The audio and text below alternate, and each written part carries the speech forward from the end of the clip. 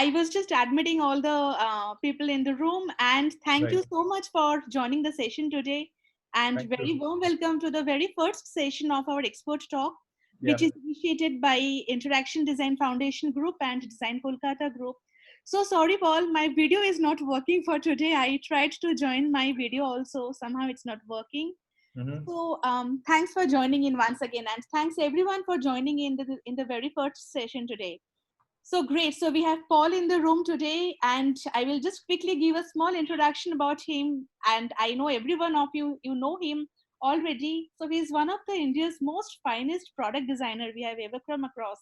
And he is the Red Dot Award winner for his products. And he's the founder of the Paul Studio. And great to have him with us today again, once again.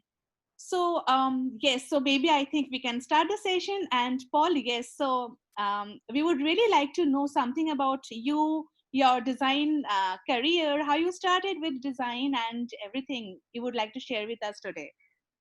And just a small thought. So for everyone, if you have anything you would like to ask him, I would request you to be on your webcam if possible. It would be good to see each other also along when we are talking to each other.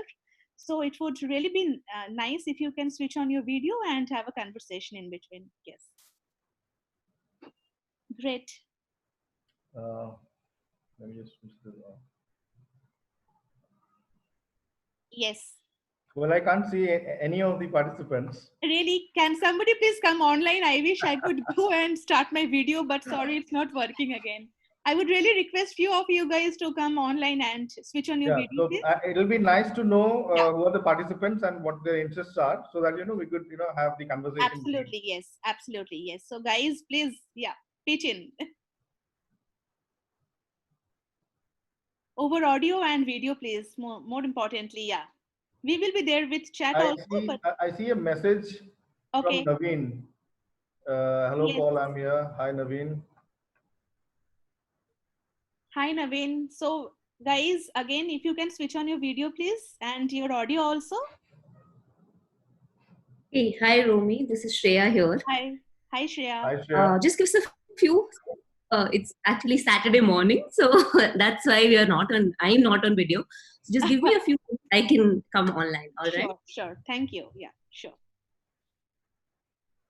Others, would you like to switch on your video, please, or your audio, and say hi to Paul? Hi, Paul. This is Robert here from Hi. Kolkata. Hi, Robert. Yeah, I'm trying to figure out how to switch on the Okay. Just the video video. here. No Yeah. worries. We all at home only. Yeah. So for me, somehow the video icon is not working. It's disabled somehow. So I don't know why. Yeah. Hi, Paul. Hi, Romy. This Hi. is Ashwin from Bangalore. Hi, Ashwin. Hi, Yeah, Ashwin. I just woke up, so I'm not able to switch on the video. Like, I'm not fresh, so don't mind on that. I think we're all at home, Hi, so Romy. be I'm comfortable. Sakshi. It'll be always good to I, have people see each other and then talk. I haven't even combed my hair, so Fine, it's fine. Let's see how that's you. okay. Yeah, it's a very What's your wake informal up? session What's today. your Yeah. out of bed look? Hi, Romy. I'm Yeah, that's Sakshi. that's So, nice. That's nice. Hi. Yes, I can see you, Sakshi. Hi, yeah, so Bishree. I'm Hi, Ashwin. Hi, Hi, Sakshi. Hi, Ashwin. hi, hi. an intern. I'm interning as at Wipro. I have recently joined them. Sorry, can you come again? I Yeah, get so it. I'm a student. I am in my final semester, bachelor's program, currently as UI UX designer. Okay, okay. And where are you located? Bangalore. Bangalore, Bangalore. Okay. Yeah. Okay. So we have two of you from Bangalore, Ashwin and Sakshi. Right. For me, I am located in Kolkata right now. Romy here. Yes. Hi, I can see Karuna also. Hi, Hi, hi, Karuna. Paul. Hi, Romy. Hi, Hi, Karuna. everyone. Hi. So, yeah, I am working in Siemens for almost, and my experience level is 8 years. Oh, And wow. I'm currently working as a UI developer but my interest now lies into designing. So I want to slowly transition into becoming a designer because I am more interested in the cognitive sciences and the social psychology of how the human brain works. So Okay. I'm somehow fascinated by that concept, and that's where I want to work in future. So Great, great, great. So I think we'll have some interesting conversation today. Yeah. yeah. Absolutely, yes. Hey Paul, this is Ratul here. Hi, Ratul. Hi. Hi. Hope you guys can see me. Yeah, we can see you. Yeah, where are you from? I was staying in Bangalore for a long time, almost 12, 14 years. And then I moved to Kolkata. Here I'm staying for almost 1.5 years. Mm-hmm. So we've been looking for some design groups, and luckily I found this Design Kolkata over here. Okay. So I was a principal consultant with Harman Okay. back in 2017. And now I'm doing all by myself, freelancing and doing things of my own. Okay. So you are into product design or the physical part or the digital aspect of it? I'm into user experience completely, User the experience. interaction design part. Interaction design. Okay. Interaction and user experience. Not into hardware design at all. Okay. Okay. And a part of me is into animation also, animation multimedia. Oh, wow, that's interesting. Very Nice, interesting. yes. So I do a lot of activities related to business of design, which includes contracts, legal aspects of it, and copyrights, those things. Okay. And there are a lot of regulatory aspects also, because I personally feel like in India there's a lot of gap between the regulations which have been made and the designers in the ground level. Right. So try to bridge that gap somehow, Interesting. Yeah, that's always hustle for me. Yeah, yeah. wonderful. Great. Yeah, great. I think it would be great to know if we have any product designers in the group today. Somebody, anyone? And guys, I would request you to be on mute if there is some background noise. And yeah, thanks. Hello guys, good morning. Hi, Hi. morning, Naveen. I know. Good morning. Nice to meet you all. Same here. Yeah, thank you. So where are you from? You're from I'm located in Bangalore. Bangalore. Okay. Yeah. And tell us something about yourself. Like, what are you practicing now? Yeah, I'm actually basically from mechanical design background. Okay. So now I'm shifting into UX design.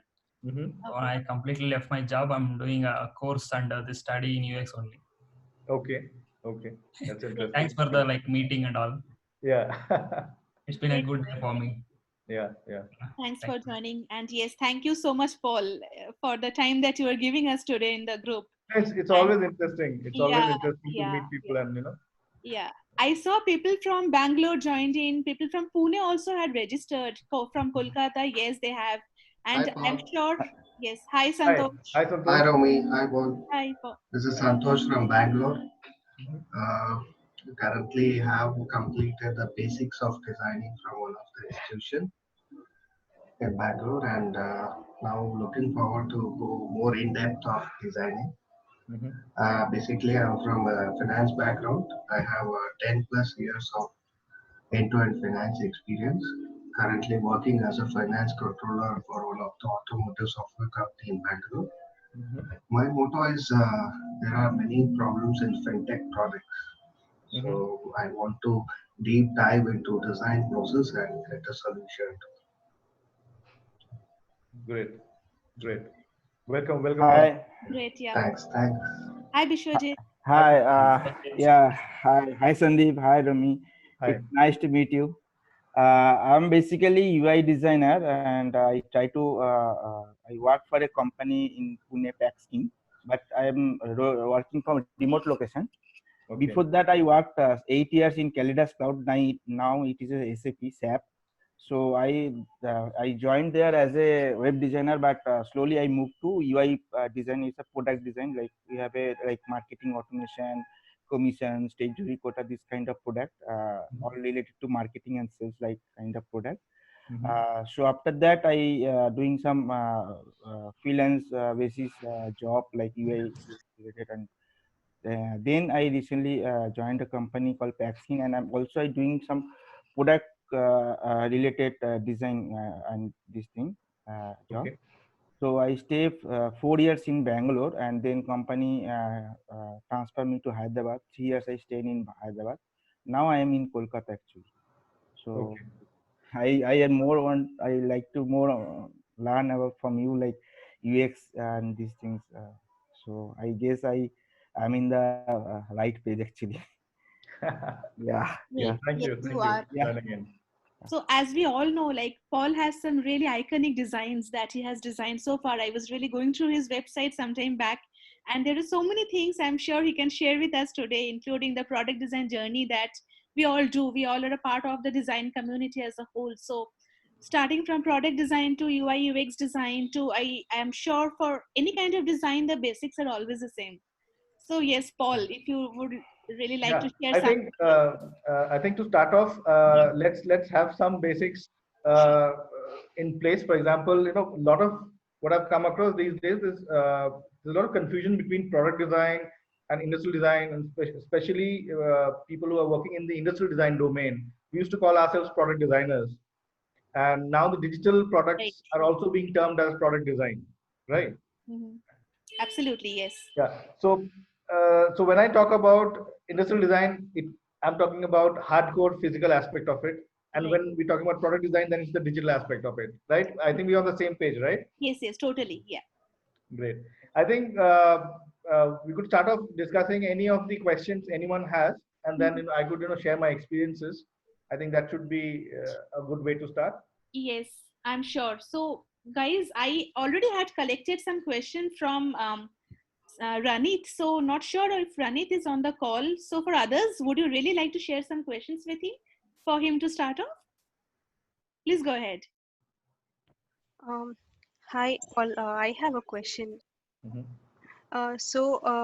Since I'm just kickstarting my career into designing, so I have a confusion here. So I'm basically a UI developer, and I'm more fascinated with the cognitive sciences and how the human brain works and the interaction part of it.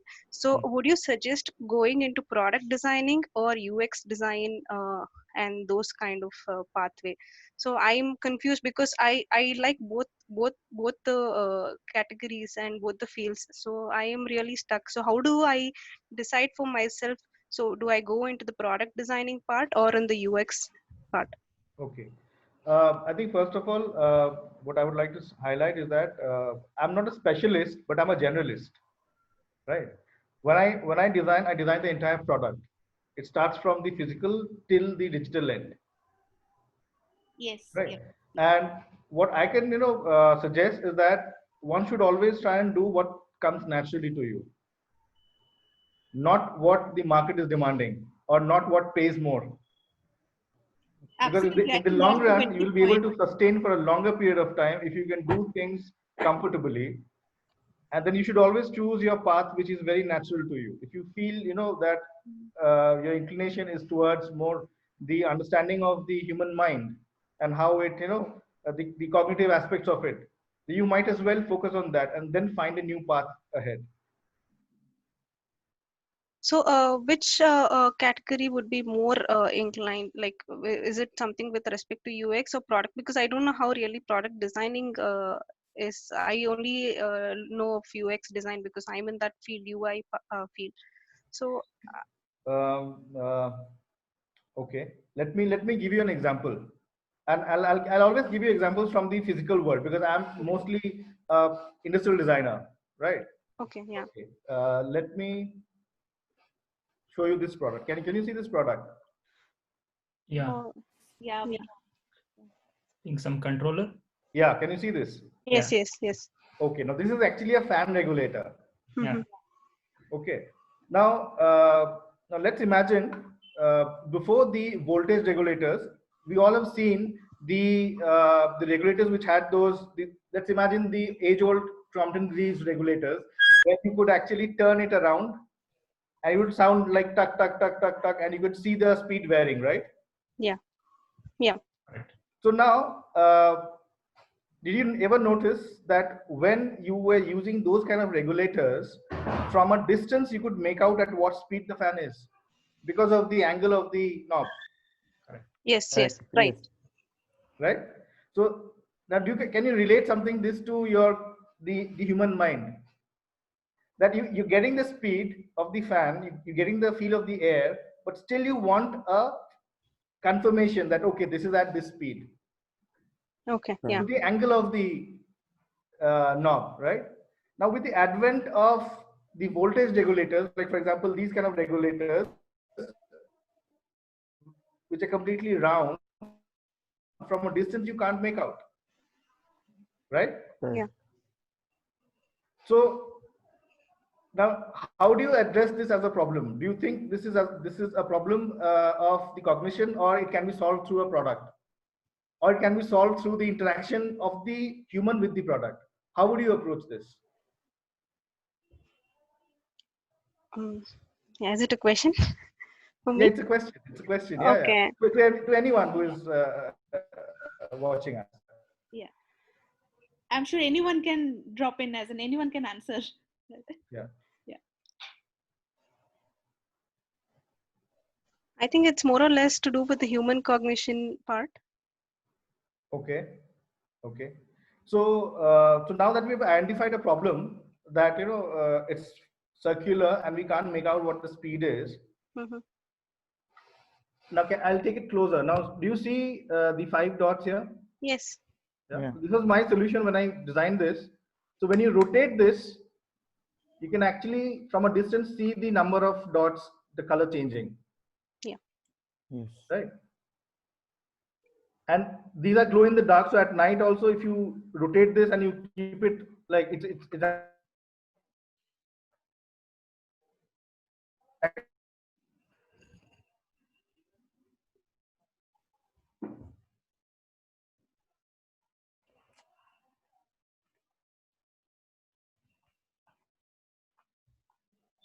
Yeah, I think we lost him in between. We'll just wait for a minute for him to join back.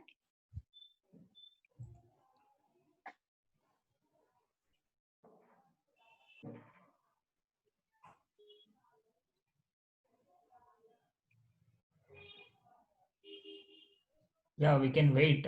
Yeah, By- yeah, we'll just wait for him to join. Yeah, yeah. By the time we can introduce each other, or like Absolutely, yeah. Please go ahead. Yeah. I want to know about you, ma'am. Okay, great. So, guys, I am Romi. So, I am currently working as a UX designer with Ericsson, located in Kolkata. And though I have my background in a different field altogether, so I did my master's from NID in design for retail experience. So, as rightly Paul was mentioning, like this is where you go, where your heart wants you to go. Like you need not restrict yourself to the domain that maybe you have studied in on, or you have done some basic, have some background on. So for me, I always wanted to do something on the UX UI front, and hence I shifted. And I'm really happy in the field that I am, and I am more interested in knowing the world of product design. So hence, I am sure it's a very good session for us today to learn things from Paul. And so I would really request you guys to ask as many questions as you have, and just understand the design thing from him. Like he's the best person for us today to tell us about design in a way. Yeah, okay, sure. We will ask. We are waiting to connect him, actually. Yeah, hello guys. What's going on? So what you guys are thinking about product design? Actually, I'm from mechanical design background, and he's giving a good example of connecting with physical world. It's a good way to connect with the digital world, actually. So what we are learning when you are in the engineering level, okay, he is connected, I hope. I think he has Yeah, connected. right. Yeah. Yeah. Hi, Paul. Yeah. Yeah, Naveen, please tell me. Yeah, I think you're adding some insights to it. I like the example you were giving, the connection between physical and soft, Yes. like products. Yeah, you can go through it. Proceed.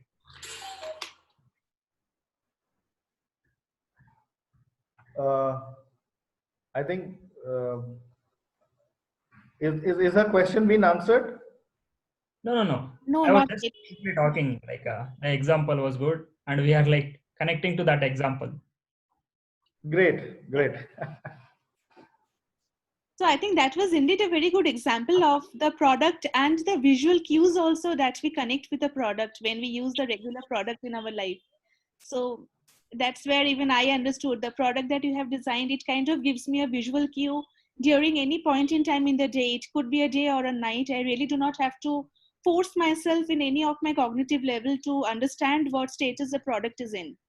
So Exactly. I could match it with my, as in for me, I am totally into UX, but there is so many things that we could connect with the product design domain to UX and the basics of design that we can connect on. So absolutely, I think for all of us, at the end of the day, we're trying to improve life, and our mediums of expressions are slightly different. I look at it from a more holistic aspect, where I take care of all the aspects from the from the product till the digital end. And some of you would want to specialize in some aspect of it, which is fine enough. I think, yeah. Right, yeah, absolutely. Well, it would be great if you could show us some more products. I remember I have seen the clip that you had designed, I think for which you got the Red Dot Award also, or something, the ice tray that concept is really nice. I love the ice tray that you had come up with. And the story itself, it was really nice. I know the story, but it would be great if you could share the story with us. Yeah. Yeah, sure. Okay. Can I share my screen as well? Yeah, sure, you can, yeah. So there should be a sharing option from your end. Yeah, I see that. Okay, let me just give me a minute. Sure.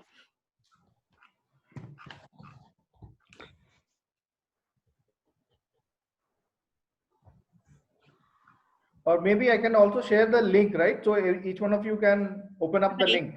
Yeah. So in the chat window, you can just ping the link to us. Yeah, I'll just add the link. Then Also, we'll share send the your contact. screen. Yeah.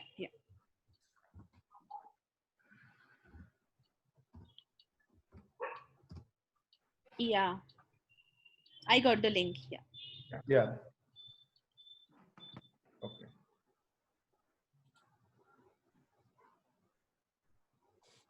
So before we go to the solution, I'll cite the problem which I had identified. All of you guys are with me, right? Yes. All of you are online. Yes. Okay. So now, this is a very interesting situation we all face with the ice trays at home, right? So when you try to pull out ice from the tray, what exactly do you do? You twist and turn the tray, right? Yeah, twist and turn. And and it's suddenly pop up and to the ground actually. And it takes quite a lot the ice to be out of the in a way. It's a lot of fight. Correct. Yeah. Right. It does not comes out easily. Exactly. So we all have seen the ice banks in the refrigerators, right? Yeah. Where you have a twisting mechanism and it falls into a bin and you can take out the bin itself. Yes. Right.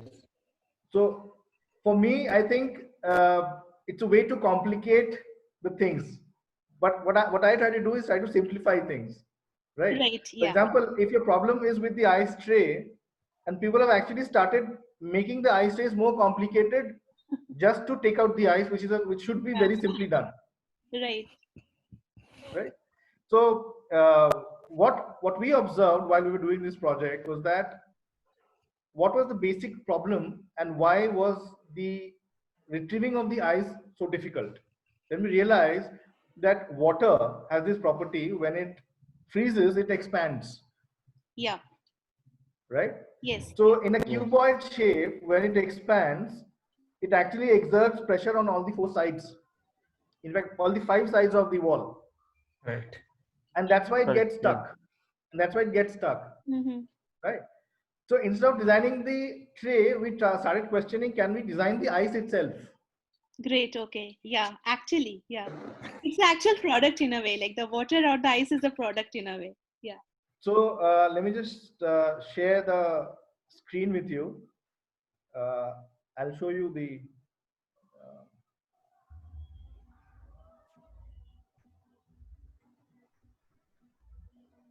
one second. Yeah. So do you see this product? Yes, we can see the screen. Yeah. So now what we've done is we've designed the ice in a drop shape, which is hemispherical on the base. So what happens is that same principle of physics, when water expands, now in this case, the ice pops up by itself. Oh, Wow. Because there is no, because it's hemispherical now. Exactly, yeah. Correct, correct. It's a basic physics, I think, which we always Basic physics, overlook correct. somehow or the other. Yeah. And I know. Paul, I should compliment you. This will look so good in Scotch glass, you know. Correct. Totally. Totally. So it pops up. It's very easy to scoop out. You can use a spoon to just scoop it out, or you can just pour it out into your bucket, bin, or glass. So I think for me, this is also user experience design. Right. Yeah. Because I try to work on the experience of getting the eyes. I'm not only designing the eyes straight. Yeah. I try to focus on the experience of retrieving eyes, which should be simple, very simple. Right. Yeah. This is And beautiful indeed. Yeah. Yeah. Yeah, aesthetically, it looks really good. thank you. Actually, there were material solutions to this problem also. If you see, there are eye stays in silicone material. Yeah. Right. Yeah. These days we have the silicon molds or the trays or yeah. I think we have lost him once again.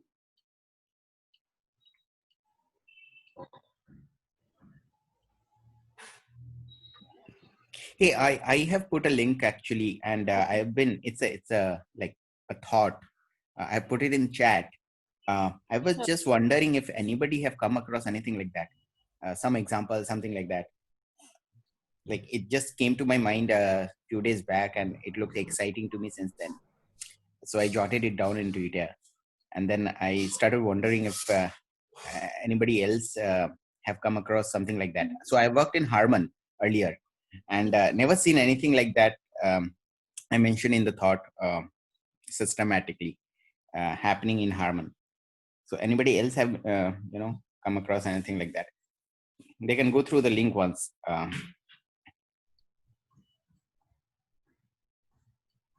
Where you said in hello, Ratul?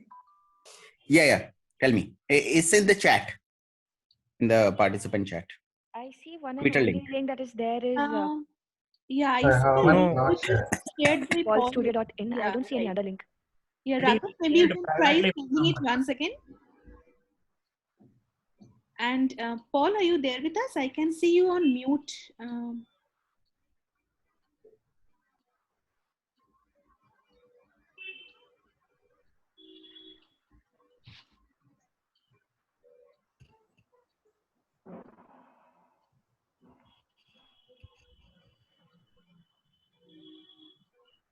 Hello?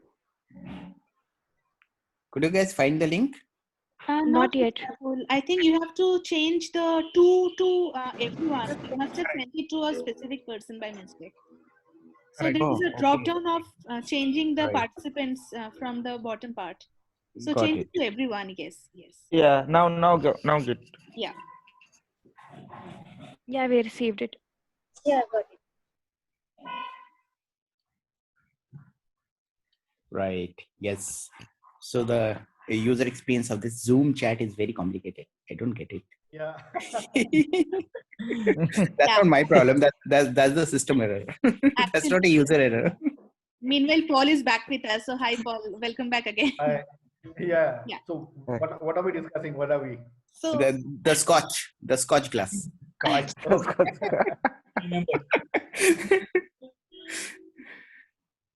Great. I think we can go back to the ice tray once again. Yes. Yeah. I think if you all have the link to the tray, right? Tray. Yes, we have. Yeah, we have. Yeah, I think that's what I wanted to share. That for me that's kind of user experience design. Yeah. Yes. In physical world. Absolutely. Yeah. Because the basic part it is we have to solve a certain issue or the pain point that we might face with it could be a product, it could be a website, it could be an experience, it could be anything. Yes. The main point is to solve the issue that we have with it in the current and can we solve it beautifully and can we solve it simply? Right. The solution should be simple and beautiful. I think that's absolutely, yeah, what we could be targeting. Absolutely. Yes. Whatever solutions we are giving, it should be absolutely beautiful and simple. Perfect. Correct. Guys, do you have any other question for him? We can take up the questions and he can, yeah. Hi, Paul. Hi, Paul. Hi, Naveen. Yeah. I have one confusion between a UX designer and product designer. Can you explain? Okay. Yeah. No, I'm facing the same problem because you know, I'm an industrial designer, but I used to call myself a product designer. And suddenly, you know, people ask me that, okay, are you designing only digital products? I say, no, I design the physical aspect of it. Then they say, okay, are you a hardware designer? I say, no, I do not design the hardware. Because, you know, when you talk about the hardware, probably what I think is the electronics and the PCBs and all of that. So I think this question should be answered by any of the guys who are practicing UX design, not me. Okay, we are practicing UX design. So I think you should answer this question. yeah, so there is interactive controls and interaction design. And when you talk about interactive controls, you talk about human machine interfaces. And when you talk about interface design, interaction design, you talk about human computer interaction, HCI. Correct. So HMI and HCI. So that's how I differentiate things. It's been a long back. I was going through all these complications when usability was new in India, you know, some time back, and people were calling UX guys and asking them to do usability. And then there were usability engineers who've been doing usability for hardware product for a very, very long time in India, maybe 30 years. But they don't know anything about user experience, and they've been called in and been asked to do user experience, and they would be scratching their head what to do. Because user experience is very different, especially for digital products and especially for a screen which transform. But in engineering usability and hardware usability, the interface don't transform. So that's when I started digging into all these things and figured it out that when there are physical buttons and physical things, we call it interactive controls. We interact with those controllers. And when it's all screen based, we normally call it interaction design. And it's a part of human computer interaction, HCI. And that interactive controls is an overlap of human machine interfaces. So that's how I define. And you could think about a Venn diagram. I'll post it over here also. So these things are very, very overlapped. And at one point of time, I worked for GE Healthcare, where I've been given a task to convert a machine which was having a lot of controllers, and there were a lot of small CRT monitor with a lot of data on it, basically heart rate and all those data. And on one side of it, there will be a lot of roller controller buttons and all those things. And they asked me to convert it to a complete digital tablet based product. So that 1 year was a great learning for me. And that's when I, get to know about so many things, that how to transform a HMI machine to a HCI, human computer interaction or human computer interface. So do we have any visuals of that? It will be helpful if we can have some visuals of that, what you're talking about. I wish I could show it, but I can tell you the name of the product. It's Coro 250. That's a maternal fetal care, but I don't have any visual of it because GE don't allow anything to take out of their No, it's not in the public domain. No, not yet. The healthcare product goes on for 7 years of development time. I don't know what people do. That much time. Yeah, there's so much of compliance and regulatory, because people could die, even of one mistake. Like if your alarm is not correctly set and you have too much of cognitive load, like the nurse have too much of cognitive load, and she couldn't able to figure out what to do, the person would die. So yes, a lot of testing, a lot of things keeps happening. I can see screen. Oh yes, I think this is the product. Oh yes, yeah.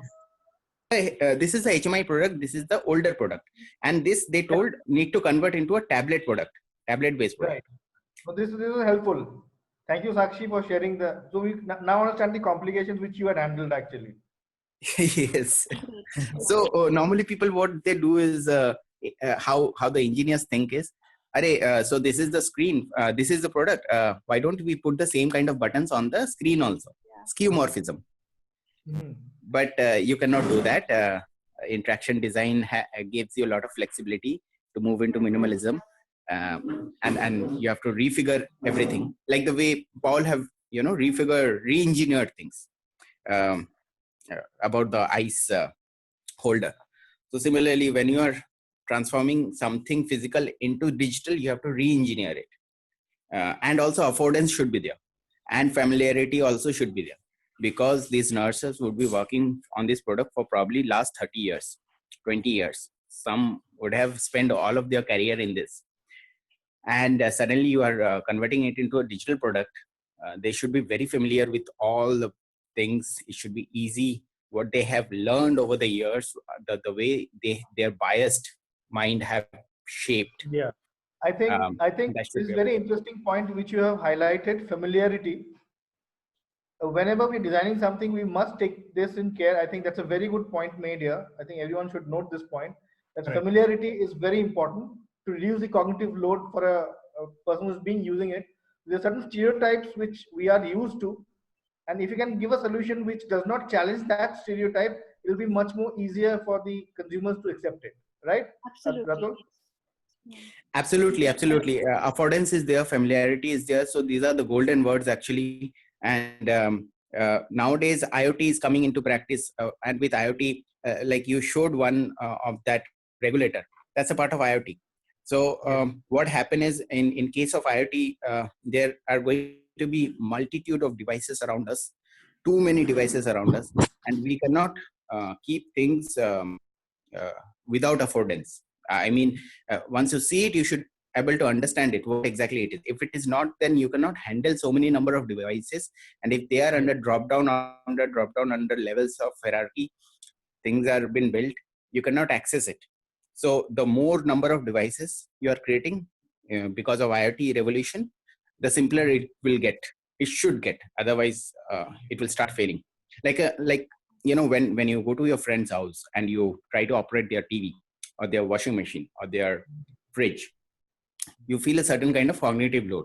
Sometimes you have to connect your phone to the TV or connect your phone to something else. And you're like, how to do that? It's so easy in my house. I know all the things, but here it's so complicated. Let's forget it. Let's not watch the serial or the movie. Let's just chill out and sit and watch it in my mobile itself. So you are not using someone else. You're not able to use someone else's device just because it's too complicated. It's ask you to learn it. Right. I'd like to share an example here. Yeah, I'd like to share an example here. I think that might also show you how the cognitive load can be reduced through design. I'm sharing a link. I'll also share the screen. Yeah.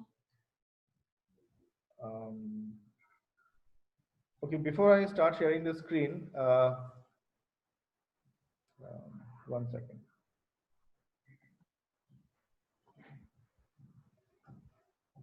Okay. Can you see the screen here? Yeah. We can see the screen. Yeah. Okay. Now this is a regular switch plate, right? Yeah. Imagine any switch plate in your home or office, anywhere, right? So this is how these switches are oriented. So when you press it, it's on, and when it goes up, then it's off, right? We know which side is on and which side is off. Right. Right. What will happen when you when you actually rotate this 90 degrees? What will happen? On will be off will be on. There will be confusion. Exactly. Maybe. So there will be a cognitive load. You will be confused. I had seen this kind of application where people were actually, due to cramped location and unavailability of space, were actually rotating these switch plates. Exactly. And the switches used to rotate horizontally also, because there was no other way to put the switches. Yeah. So I thought I should address this, and what I did was very, very simple. In a regular switch plate, this socket is a rectangle. It's not a square. right? It's 42 by 45 mm. Yeah, 42 by 45 mm. So that is why when you rotate it, it still is a rectangle and you can't rotate the switches. So what I did, I converted that rectangle into a square. And now if you rotate the switch plate, the switches are still Oh, okay. Wow. in this orientation. Oh, okay. Oh, great. Absolutely, yes. Yeah. So now this is the square. That is why you can align it in any fashion, even if the plate is rotated. Right. Correct. Yeah, yeah. This was designed by me way back in 2004. Of late, you would have seen Havels doing an ad of it. You've seen that Alia wala ad, Gumalia. Yeah, Yes, yeah, I've yes. seen that. Yeah, Yes. Gumalia. Right. Yes. So now this has actually become a standard in the trade, so everyone does it. But this is the original one. This is the Yes. first one which I had done. Nice. Wonderful this is, yeah. Wonderful. Paul, tell us something about the patents and the IP laws and all those things in India, and how do you do it, and what kind of complication have you faced in Yeah, India sure, as compared to other Can I countries? know who's asking me this question? Ratul, you're asking this question, right? Yes, yes, Ratul, yeah. Okay. Okay. It's a very interesting and a very valid question here. See, primarily what I do is when I create a new IP, I transfer the rights to the client. Okay. Hello? Yes, Yeah. we can hear you. Yeah.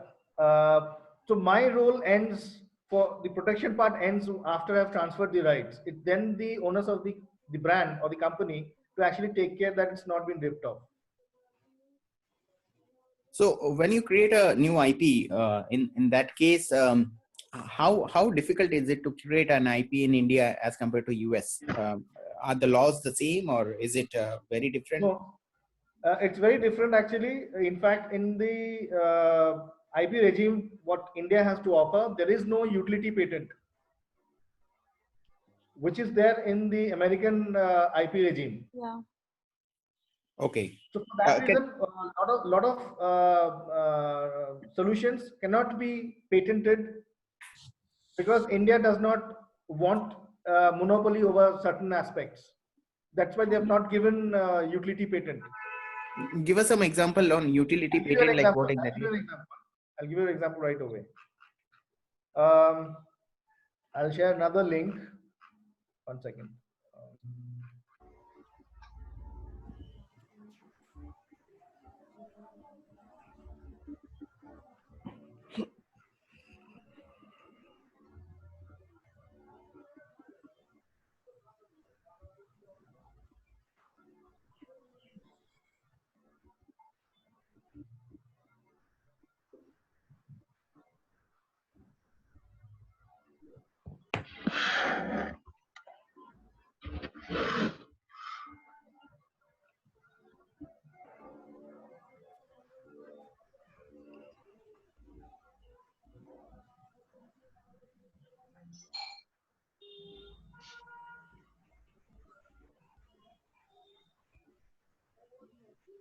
I've shared the link.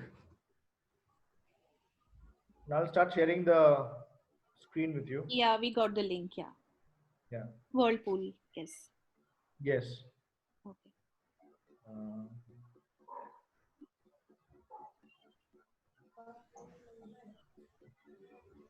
Okay. Now this was a project which I did for Whirlpool. I'll straight away come to the solution actually. You all would have seen these utility drawers beneath the refrigerators, right? Yes. Yes. Yes. Yes. This was designed by me in 2004. And although it was a novel idea, this idea could not be protected under the Indian IP regime. And that's why you see all of them having it. Okay. Okay. But why is that so? I mean, this is not a universal idea also. Sorry? So this is not a universal idea also. So why is that so? Yeah, the reason they said this is a drawer. You haven't invented a drawer. You've just put a drawer beneath a refrigerator. Okay. So in US, Whirlpool has a patent on this. True, true. Right, yeah. But in India, Because they could not. context with the fridge. Yes. That way, though, anything you do would be generic, but in context, it has meaning. Yes, yes. So it is slightly tricky in the Indian IP regime that what is allowed and what is not, what cannot be protected. So this is a classic example of that. That although this was a revolutionary idea, and all the competitors now have it, and you still can't protect the idea. I'm sure you're aware of the utility of this product, right? Yeah. Or do you want me to explain the process behind this? No, explain it to us. Yeah, it would be Okay. nice if you could explain it. Okay. See, the brief was, can we increase the height of a regular refrigerator without increasing the cooling capacity? Okay. Okay. So what I had done when I visited the homes, I had observed people were actually storing onions and potatoes in the kitchen using these kind of baskets, Right, yeah. and they were spending around 300 to 400 rupees in buying these baskets, Absolutely, yeah. which was also taking some space in your kitchen table.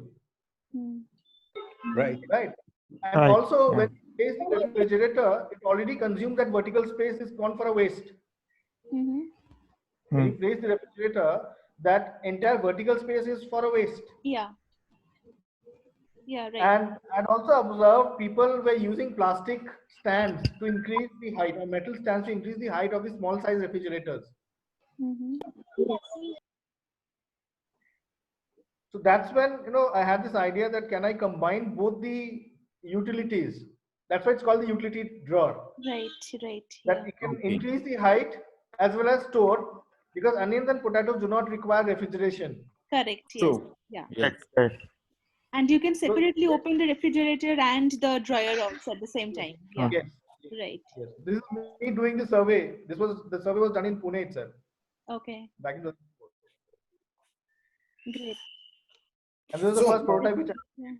Yeah. But it's interesting to know also, like, just because of not having the utility patent or similar things, how do we lose out on the design fine tunings in our regular life? Like, everyone will start doing the same thing in a way, like if you cannot protect it at the end of the day. This is one of the reasons why a lot of Indian manufacturers are hesitant to invest in R&D. Right. Absolutely. Yeah. But then, because you cannot protect incremental innovation. You have to be a breakthrough innovation only to get a patent in India. I have a very interesting query now. Who sits on the other side of the bench? I mean, the judges. Are they design literate or government regulations? These are all government regulations. You can't pinpoint one person. But I think I'm not sure actually that who are actually deciding these. It's the body which represents the IP. few years back, there was this discussion in the movie industry that you cannot use slang in the movie. And on the other side, people are telling, the Directors Association and all those people were telling that we use it in a certain context. We don't simply just use slang for the sake of it. It require the story require it. That's why we are using it. And then after a lot of debates and all, they come to a conclusion, yes, in context, they can use it. And then they have to rate the movie as R-rated or something like that. So from that perspective, yes, the regulators didn't knew. They were maybe from some other field. And then they took it by a direct approach, not considering the context. And finally, after a lot of halla gulla, they get to know that yes, context is important. So that's why I'm very keen to understand who sits on the other side of the bench. If these guys have any idea about design, or have they faced such kind of problems where they came to the conclusion that we are not going to give utility patents because in the past so many things have happened. So that's why we are taking a stand for it. Anything like that? And this is a nice point, which as a group, maybe Romi can take lead on this. Design Kolkata could be an organization which can take this point, and we can get some clarity on this. Yes, absolutely. We have a plan in the next few sessions. We wanted to invite an advocate from a relevant field and understand Yes. from that person's perspective also, like what are the issues or the pain points that we face in the similar things. So we have a plan, and Yes. we would love to invite you if you would like to join those sessions also. Yeah. Yeah, surely, surely. It's a Sure. learning thing. We I will see do this that. as a learning platform today also. Absolutely. It is a totally a learning platform for us now. Yeah, totally. Great. I think this could be a nice conversation separately. So other than that, I would love to know if anyone else has any other questions for Paul. I had one question for you, Paul. I was really I have curious to know. Yeah, Bishwajit, go ahead. Go ahead. at the same point. I have another question for Paul. Whenever you go for a design, product design, like any, you have related to different kind of category, like you design for a electronic field of and then home utility. What kind of checklist till finish till finish design? What kind of checklist you are actually follow through? So then that product is finished. Like for a let's say take an example for the electronics product, you have a safety and all these things kind of first come to your mind. For a home appliances product, you have to think about the usability or utility point of view for the people who are using. So what kind of checklist or what kind of thing you are in your mind to doing any kind of product, or like anything is common or something like you have a category wise is different? See, categorically, I wouldn't say there is much difference, because most of the products at the end of the day have to have certain parameters to get certain, to be able to be mass produced, right? So I do not see any specific thing, but of course, yes, when I'm working on some toy design projects with my wife, who's a toy designer, in that domain, I've seen a lot of rules and regulations which have to be taken care regarding the toy safety. But Correct, those kind of yeah. aspects I haven't come across mostly in the product domain, in the other domains. But specifically, yes, in the toy design domain, there's a lot of rules and regulations which have to be followed in terms of sizes and the air vents and all those things which are given. Like for example, we all would have seen the regular pens which have a cap and there's a hole on the cap, right? Right. Yeah. Yeah. That's a regulatory requirement, so that if the child swallows it, then still the air would pass through it. Oh, okay. Oh, we didn't know this actually. Yeah. That's why there's a hole in the cap. Right. Wow. Right. Yes. Great. Okay. So yeah, mostly the regulations are in the, what I have come across at least is mostly in the toy and the children product domain, but none in the regular product For domain. healthcare product also, it's some regulatory or this kind of thing is there. In fact, I haven't worked much in the healthcare. In fact, Okay. last year I started off working on the healthcare. I'm sure there will be a lot of learning in that domain as well. Yeah, I think that that domain will have a lot of regulations. I'm sure there will be, because healthcare in itself is a very specific area where there will be a lot of things you have to keep in mind while you are designing something out of it. Yeah. So in case of healthcare, we have this document called IEC document. It's an international standard document, and all the alarms you are using in the healthcare and the kind of design, all the things have to go through this IEC document standard. Like it's so stringent that you cannot change the symbol of the alarm also, because these doctors switching from one hospital to another, and somewhere it will be Philips, somewhere it will be GE, somewhere it will be some other product.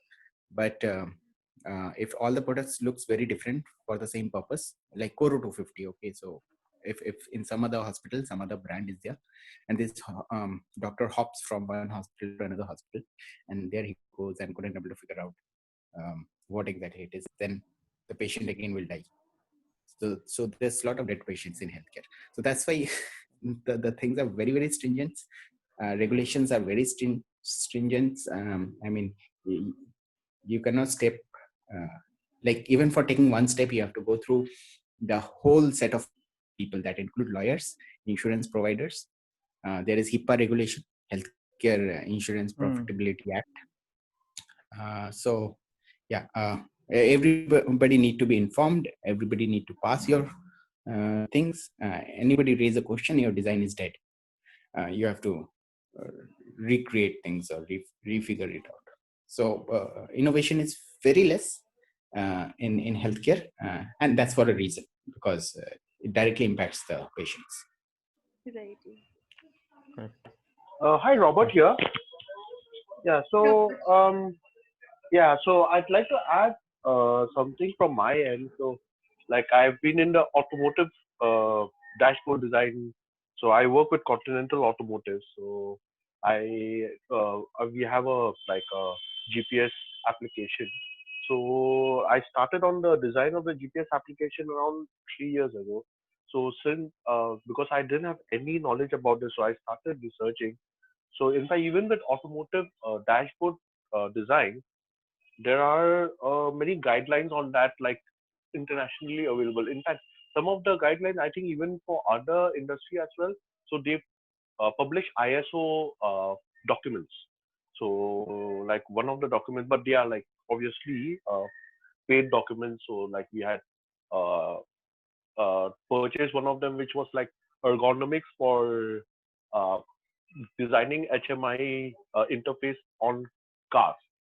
So I suppose there are a lot of standards and all, but then the only thing about current automotive system is like with the dashboard and all, it's that they are, most of them are like, it's just not exactly regulatory. It's more like a advisable that you should follow this in your car.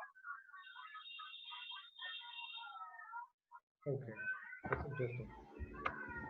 Yeah.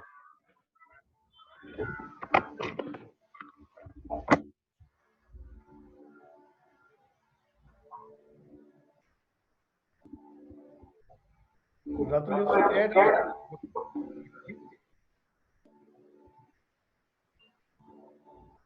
Hello. Ratul, you shared a link. What does it lead to? Okay, that is the IEC document. If somebody want to look at the IEC healthcare document to follow the design standards laid by the international body, then they can have a look at it. Okay. Okay. Yeah. Great. So I think meanwhile I had received few questions from a few others, and if you guys want to share it from your end, or should I just say the questions to Paul, and I can do that also. Like somebody mentioned, like what are the design steps that you follow, and which step do you put more emphasis than the others, and why is that so? And when new ideas comes to you, how do you allow it to evolve? So yeah. Okay. And how do you collect your inspiration? What are the sources of your inspiration when you are redesigning or designing something? There are too many questions all Yeah, together. sure. Sure. Okay. I think for me, I put a lot of emphasis in the development of the idea rather than exploring too many ideas. So that's my typical process of working. Is that I work by instinct. Yeah. And I try to make that idea workable and feasible, and I go at length to explore the possibilities of that idea getting failed, getting rejected, or how do I improve that particular idea. So I spend a lot of time in the development of the idea rather than exploring different ideas. Absolutely. Okay. That's my approach to design. Yeah. Okay. That's great to know. Like, yeah. If you pick up any idea, it can become a wonderful idea if it is very well executed. Absolutely. Yes. Yeah. Until and unless I can see my idea actually there in practice, I think that's where it should never end. The process never ends in a way. Like that's where I will be satisfied as a designer that yes, this is the idea which I had and it's there in front of the people now and they are able to use it. And absolutely. Yeah. That's a very good point. I'd like to share an example here.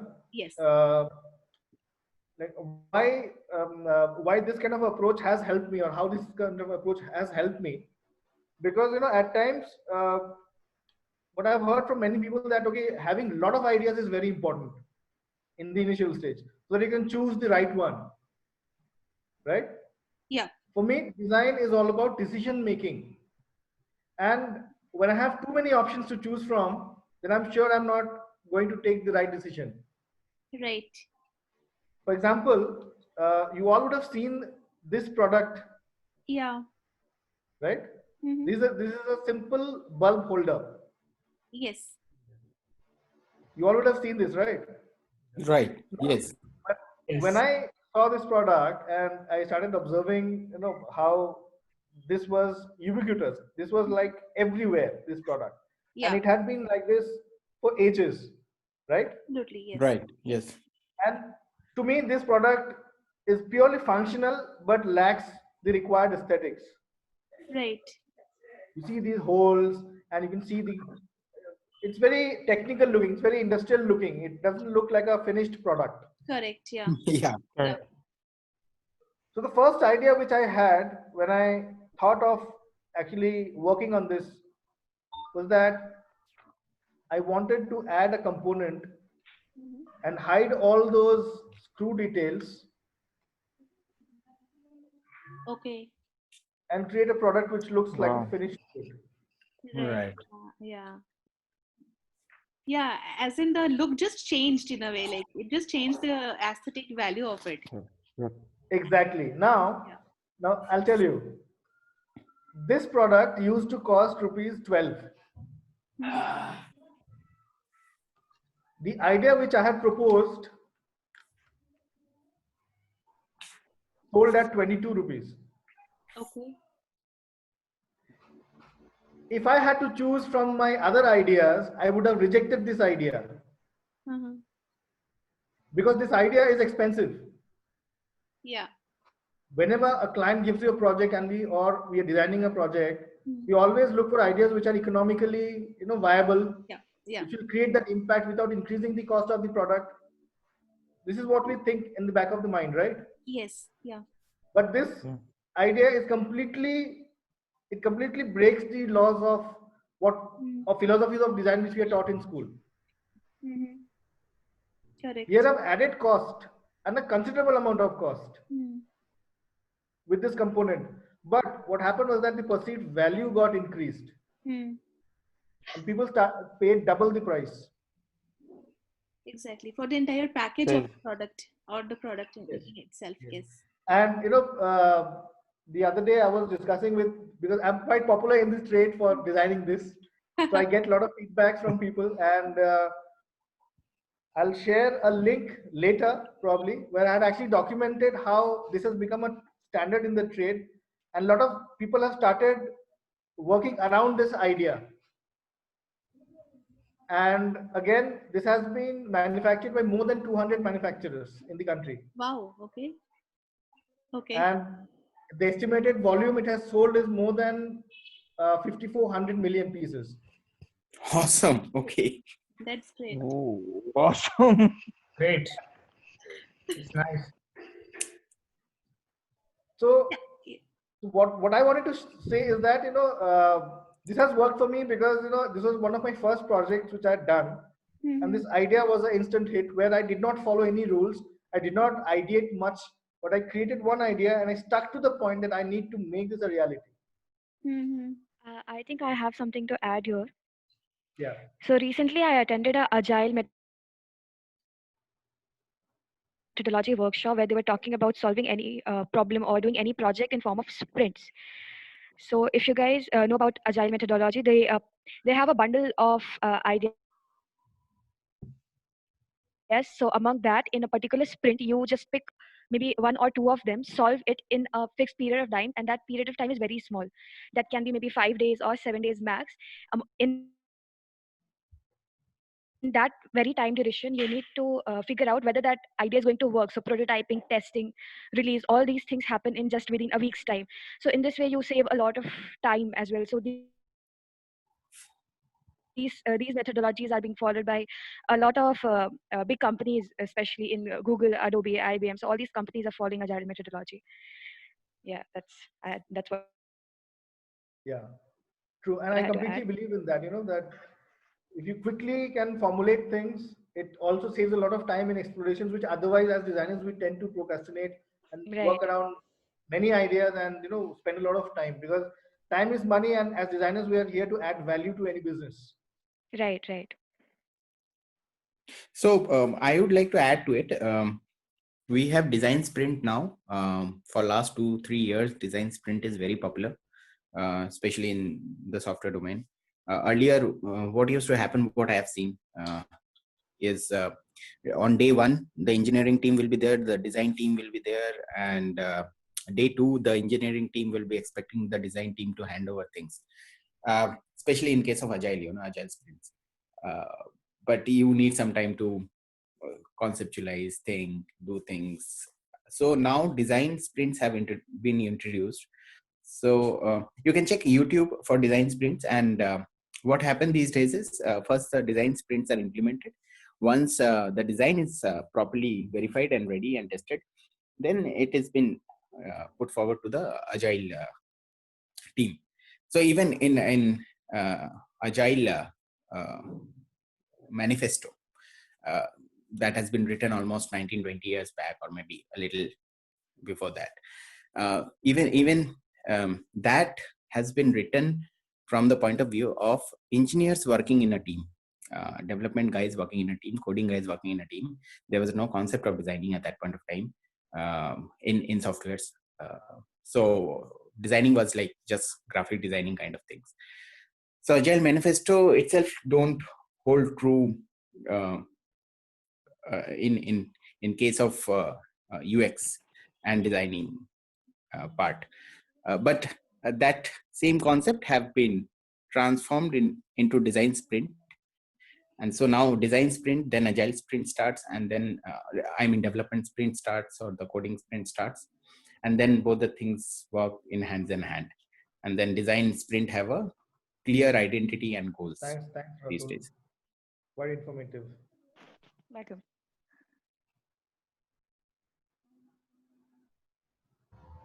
Great. Okay. So anyone else, any other questions you have? New Priyanka. Yeah, I have a question. Yeah. Please go ahead. We did talk about the design process, and Paul also mentioned that at the end of the day, we are trying to add business value to business and time, right, by saving time and energy. That eventually saves money. But I have also noticed that in the industry, even though some ideas are good and they might benefit the larger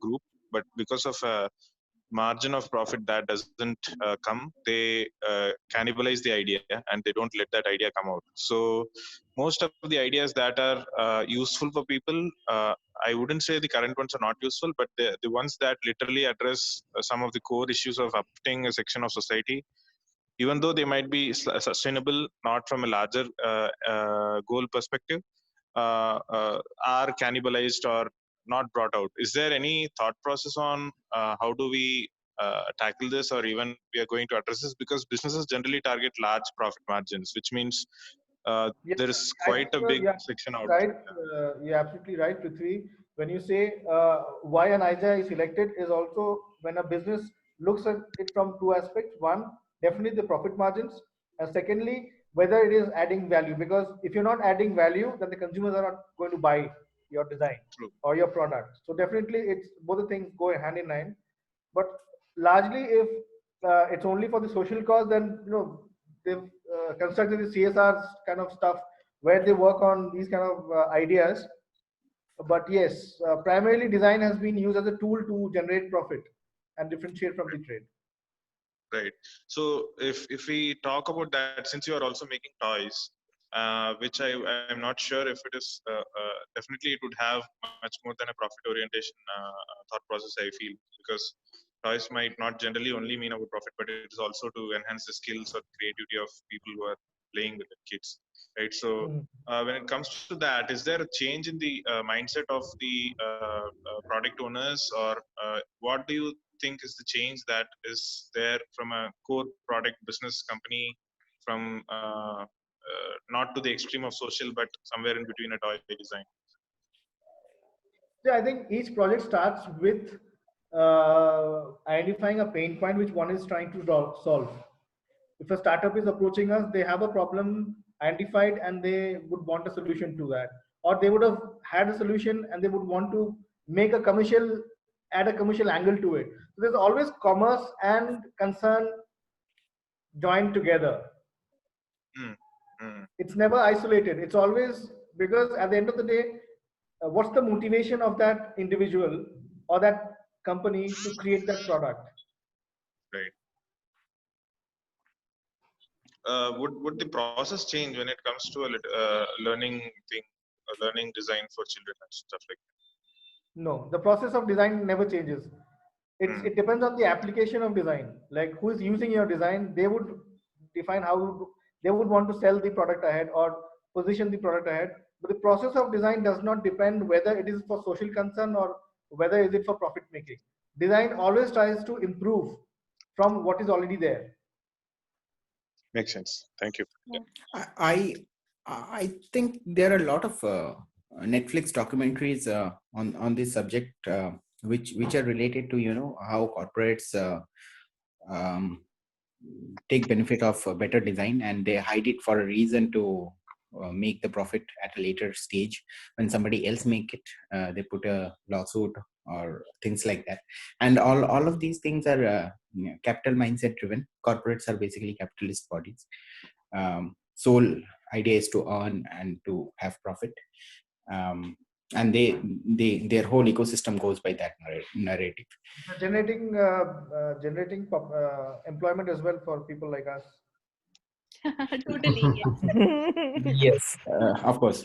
But there's a concept called obsolescence in design, okay, or planned obsolescence. So in planned obsolescence,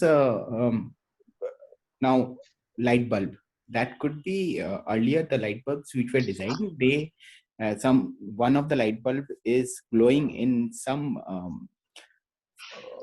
place for last 100 years almost, without turning off for even once. But that is not being used normally in the households. The light bulbs which we use are re-engineered, and they have a certain life, and that certain life is planned obsolescence, so that the economy keep on running. So there are sustainable design, there are longevity design, but everything have to match with the consumerism and capitalism. So that's the reason design being always improvised and trade-offs always happen. I have a question. Hi, So, while we are talking about the process of design, a few minutes back we were discussing that, right? So, all this while when we are Sorry to interrupt. Can you turn on the video? yeah, just a second.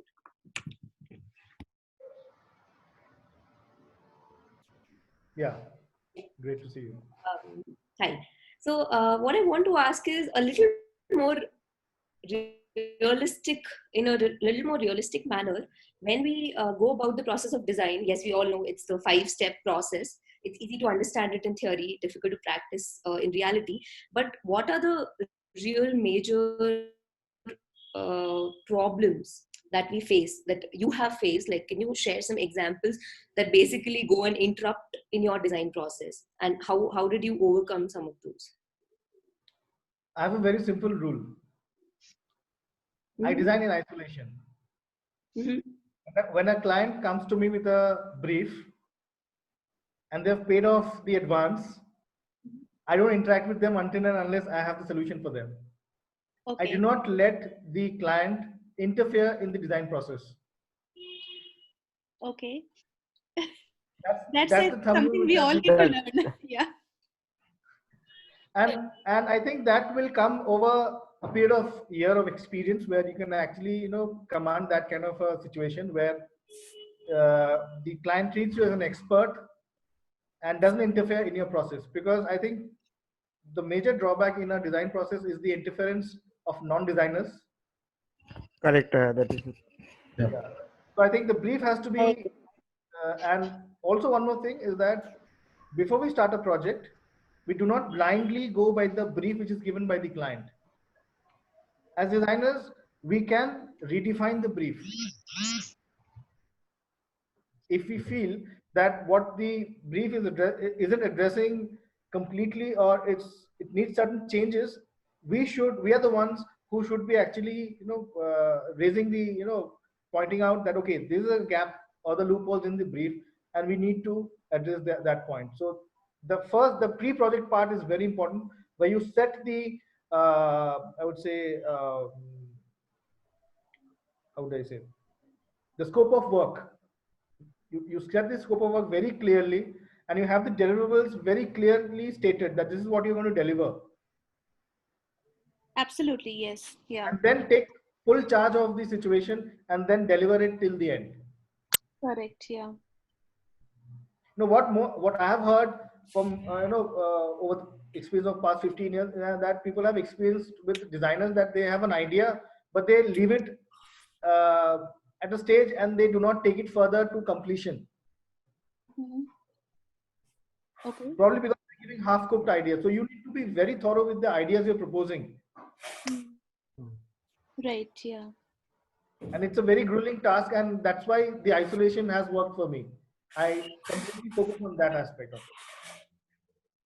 Indeed, yeah, like absolutely. That's exactly when I will be able to deliver as a designer to the perfection, to what I really intend to deliver the best to the client and to the end users, of course. Yeah. Absolutely. I think from this perspective, hardware designing and software designing have a difference, and a very major difference. In hardware designing, if you are working on a product and you deliver that product and that product been launched in the market, you cannot change it overnight. But in case of software designing, you can change it progressively. So Facebook has been changing their thing for such a long time. Every time there's new version, every 3 days there's some new version. So that gives a lot of flexibility from for an interaction designer than a hardware designer or a product designer, hardware product designer. There's a lot of investment. People invest crores in the molds and dies for creating these products. Right. So right. Yeah, it's very, very important that we focus and give the deliverables right bang on, and we have we can't go back. Once the tool is cut, it is cut. It is cut. I came across this problem in GE Healthcare. I made some small suggestions and they accepted it. The team accepted it. And they went back to their table and then they ordered to their contractors to come give the prototype. So it will be molded somewhere else and cut somewhere else. It took 1 whole month for that thing to come back to my table. And a lot of money goes into it because one prototype is a lot costlier than producing it in bulk. So that was a very big lesson for me, that my small suggestions also could, time, it will increase the timeline and the budget, both the things.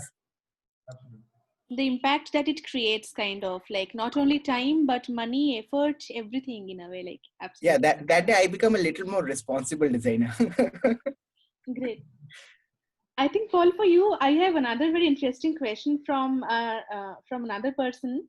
Like, what are the predictions of future of designing you see? Like, how do you think AI and MR, etc., can be applied on product design, and what are your thoughts on that? Like, where do you see the future of product design goes into? I think I'm not the right person to answer this question, because I don't actually delve much into what's happening around in these kind of domains. My focus is completely on the smaller things in life, the everyday objects, and how I can improve them through my creative pursuits. I won't be able to answer that question of yours. Sure. Another interesting one, Paul, like, which is the best product which is close to your heart from all the products that you have designed so far, and why is it so? Which is the one? I have it with me. Yeah, I think this is the one which has a 40-degree angle that you had added to it, right? Yes. Like, yes. I remember. I read the story today morning only. Yeah. Okay. Great. So would you like to share something about this product, as in why do you think it's so connected to you, and what are the... Yeah, sure. Yes. I think this object shows how a small change can create a new category of a product itself by itself. Okay. We all have seen those regular multi-plugs which are cuboid in shape, right? Yeah. And one of the problems which I felt was that the 2-pin plug would fall off from the bottom. Right. Yeah. And that used to happen because of two reasons. One, you cannot control the quality of the two-pin plugs which are using, they tend to get loose. Mhm. And the second reason is that since the shape of the plugs are cuboid, so due to gravity it falls off. There's nothing to lock it. Right. Yeah. So what I had done was that I had added an angle of 40 degrees. Okay. Yeah. So in this product, if you see, the base is not straight, it is at an angle. Yes. So what happens here is that whatever, even if the two-pin plugs are loose, it will self-lock due to gravity. It's called the gravity lock. Okay. Yeah. So it locks automatically. It does not fall off. Got it. Okay. Great. And this started a new category of products called the angular multiplugs. And there are various versions of this product in the market. Okay. Great. Yeah. It's indeed great. Yeah. I think, and this is one of the most, one of the best sellers on Amazon. Mhm. Okay. Okay. I've come across several people who are actually using these products at home. Okay. Yeah, Paul, I am also using the same product. So I think I know I had bought a fish I'm going to aquarium. order one today itself because this has happened a lot to me indeed. Like the same issue that has happened a lot to me. Yeah. Because one of my plug was falling off. I searched for some of the add-ons and I found this. Then I read about you after purchasing this Yeah. product. Great. Thanks, Paul, for designing this product. Thank you so much Very for nice that product. indeed. Yeah. Guys, I saw few of you joined in just recently. Hi to everyone, and would you like to share some of your thoughts with Paul? Paul, I have a question. Yeah. Yeah. The thing is, you have redesigned several product design. For example, this is also one of my product which I'm using at home, which is LG washing machine, where you have designed for the air vent, where you have Yes. relocated the air vent which you can try it normally, but the switch was somewhere else. So how was this journey made, and what was the thought process behind this idea, and how did the client accepted this design change Okay. in their product? Okay. You're talking about the air vents in the washing machine, top loading Yes, washing yeah, machine. top loading, yes. Okay. So I think to set the context, I need to show this to the other participants as well. Mm-hmm. Yes. Yeah. I'll just open the link. Or maybe I just Google up.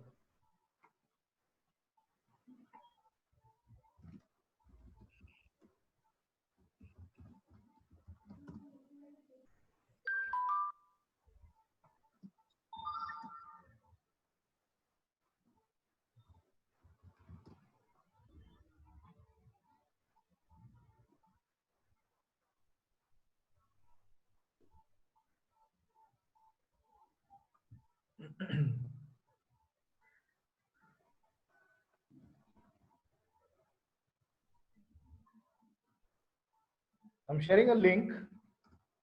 Sure. Yes. I think we got the link. Yeah. Yeah. I'll share the screen as well. Yeah.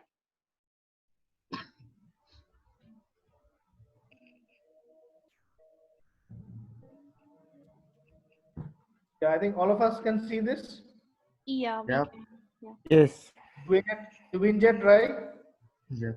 Mm-hmm. Yes. And this is what you're talking about, right? Yes, Paul. Okay. Okay.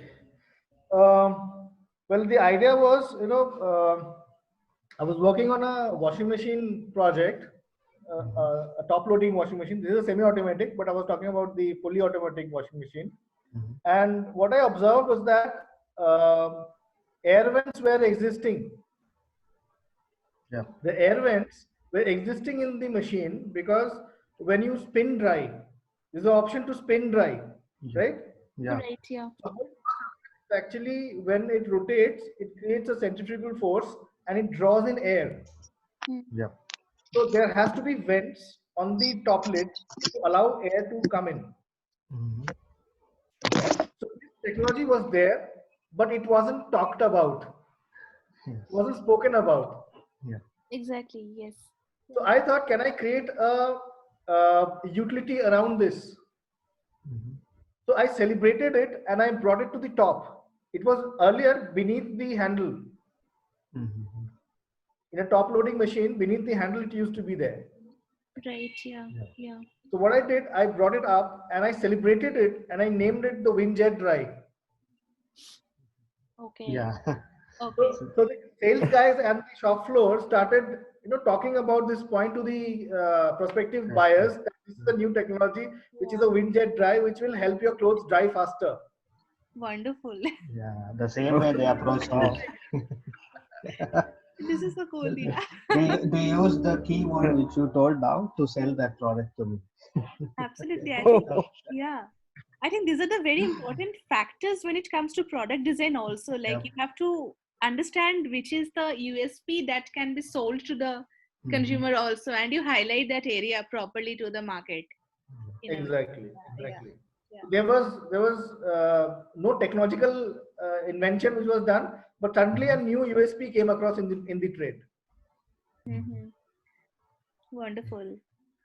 Thanks for clarification. Great question also, Santosh. Yeah, even I didn't explore this product yet. Yeah.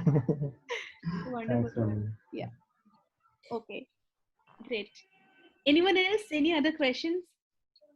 I wanted to ask you, Paul, personally, like I really wanted to know your journey. Like when did you feel like I think you were initially a cartoonist. You were into cartoons and animations in the beginning when you were in Kolkata also. And then you wanted to shift to product design. So I would really love to know the journey as in when did you decide you wanted to be into product design and industrial design? Yeah. Well, I think as a child, I always had this knack of opening up products and looking into it, how things are built and how things are made. But I didn't know that this could be a profession one day. As a child, also I had very keen interest in cartooning. I started off cartooning with Statesman Kolkata. I used to write short stories and I used to illustrate them. And while I was pursuing my electrical engineering from Nagpur University, I used to, in my third year, I had took up a job in the night shift. I used to work as a sub-editor. Okay. And I also had my own pocket column called Not As You See. So it was the night shift and the job timings were like from 8 in the evening to 3:30 a.m. in the morning. So, and after that I would come back and then go to college. Okay. Okay. Wow. Okay. So, one of the days while I was coming back, I observed one thing was that the newspaper guys were rolling up the newspapers. Right. And stacking them on their bicycles and going to different houses to deliver, and they were throwing those newspapers to various heights. Right. Yes.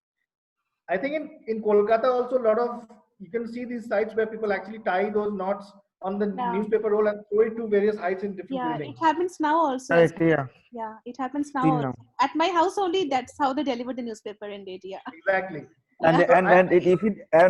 And it is if it is ground floor, they pass through the door. Whether it's a wet floor or nothing is this. Doesn't matter. Yeah. Exactly. So I thought this is a very humongous task which people are doing on a daily basis. So can I do something about it? So I had designed a newspaper launcher. Okay. Okay. Yeah. Great. Okay. Great. It's a spring-loaded mechanism where you push the roll inside and you press a button and it kind of zooms out. Yeah, like the paper planes, as in it just flies to the. Yes. Yes. Yeah, okay. Do you have that product, Paul? No, I don't have the product now. Okay.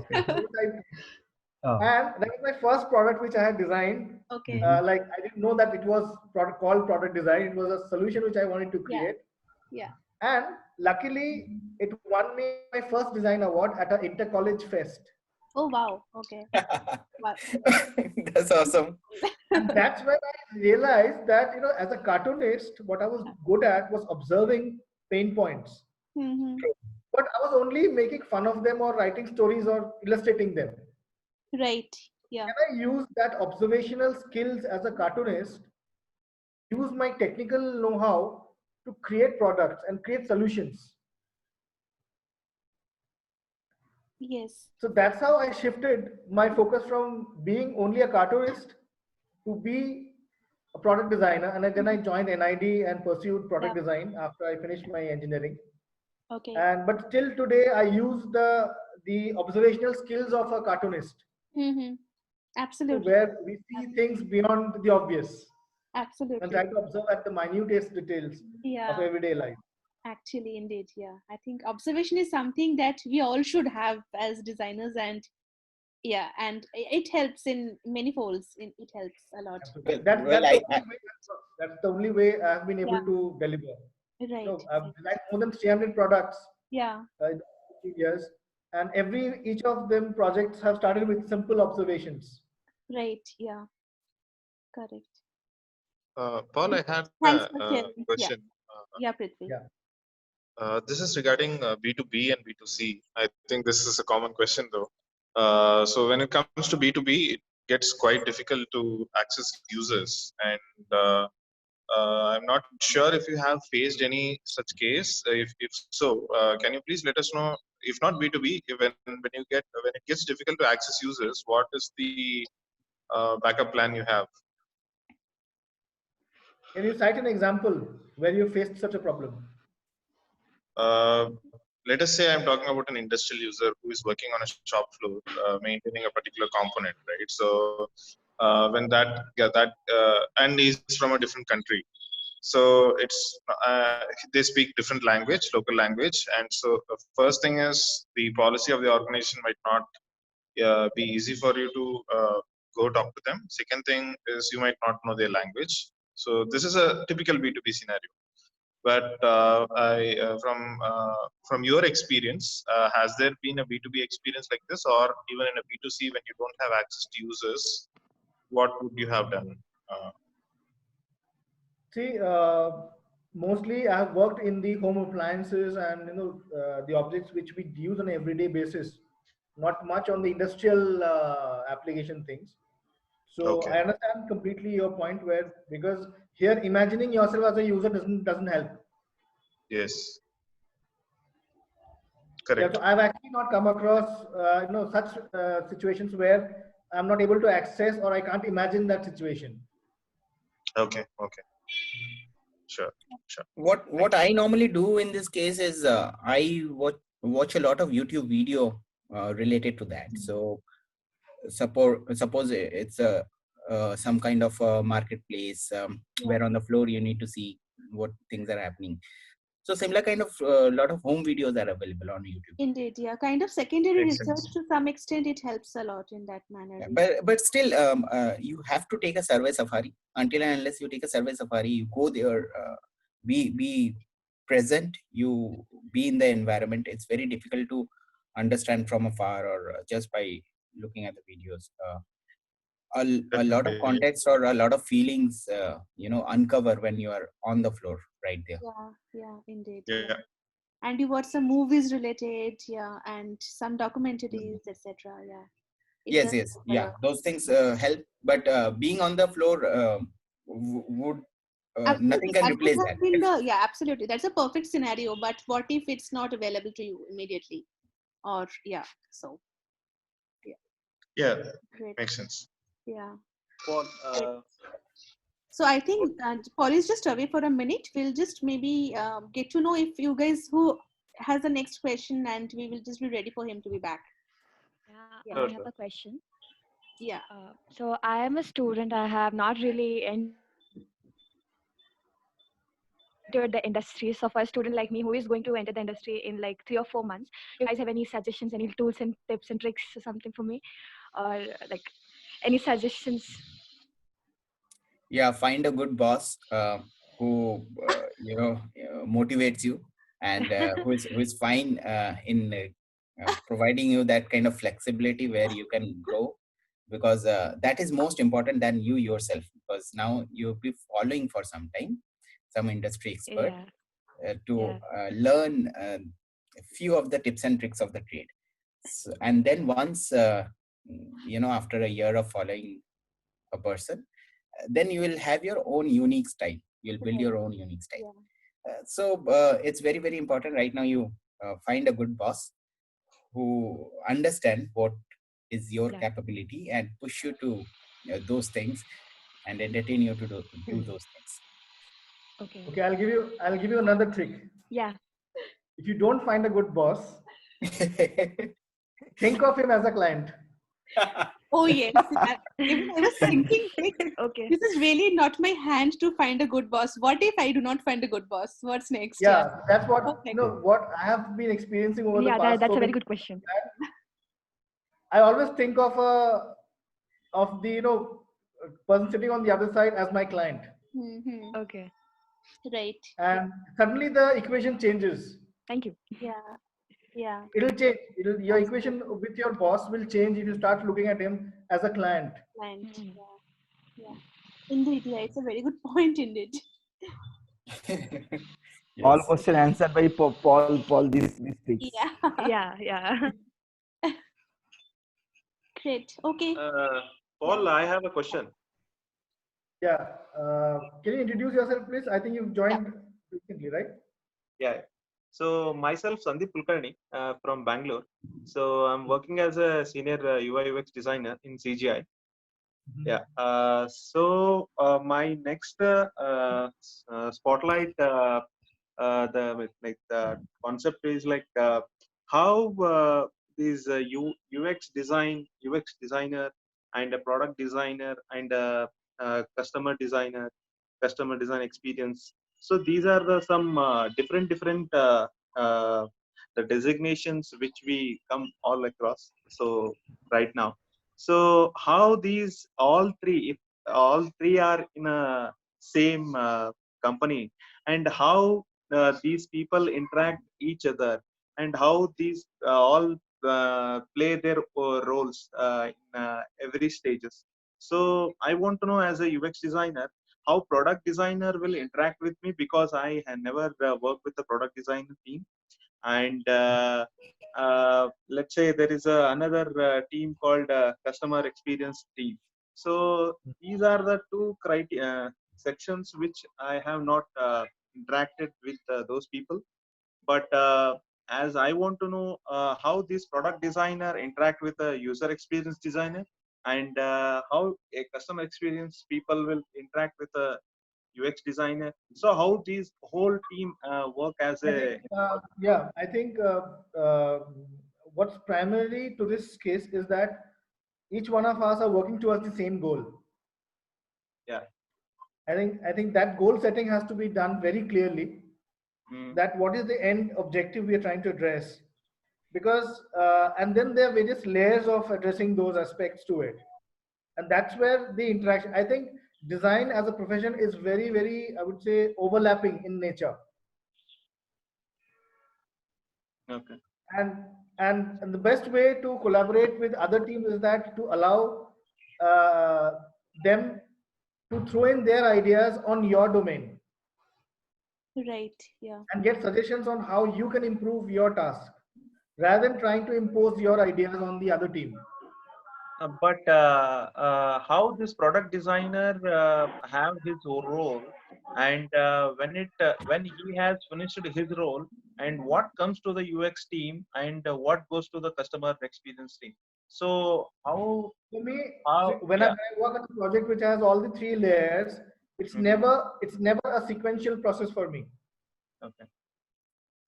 It's never a sequential. It doesn't happen that the product design is done and then the interaction and then the other thing is happening. No, it doesn't happen like that.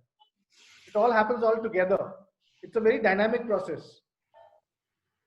Okay. Yeah. So can you give me an example where it has any flow or something?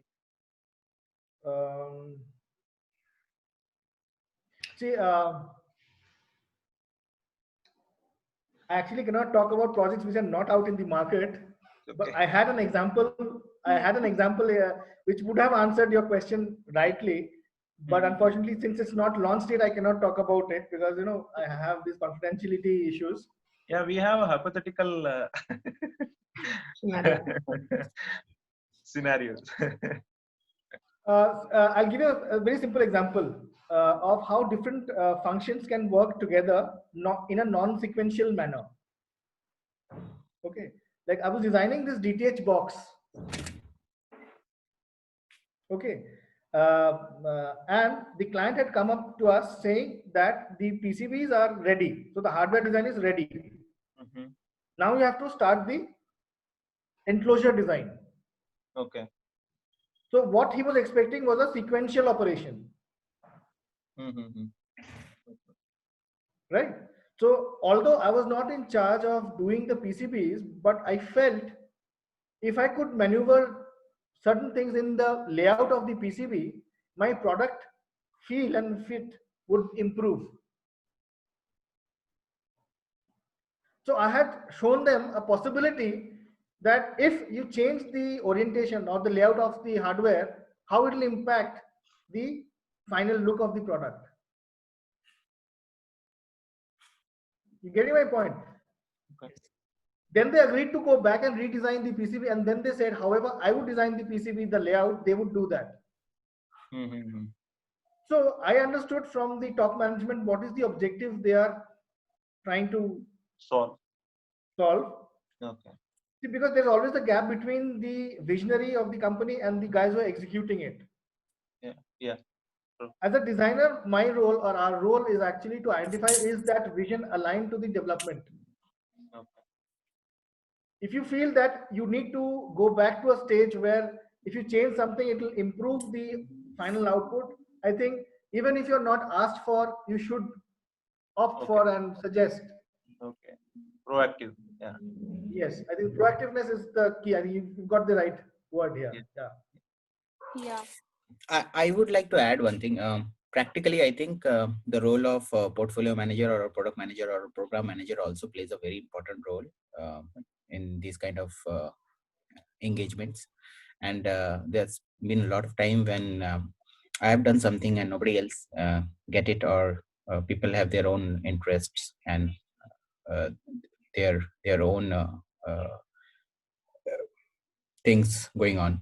So at that time, the product manager and the program manager have come for the rescue, and they have settled down things. They have made people understand cross functionally.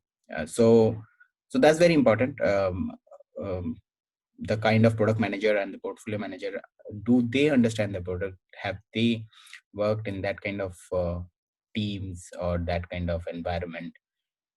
There's a lot of time product manager is from a very different domain, and he may be technically very good, or he may be from his domain specific skill, he's very good. Like I worked in healthcare, he may be very good at healthcare, but he may not be very good at implementing agile in software and how to run agile team and the complications around agile and design sprint and agile sprint and all those things.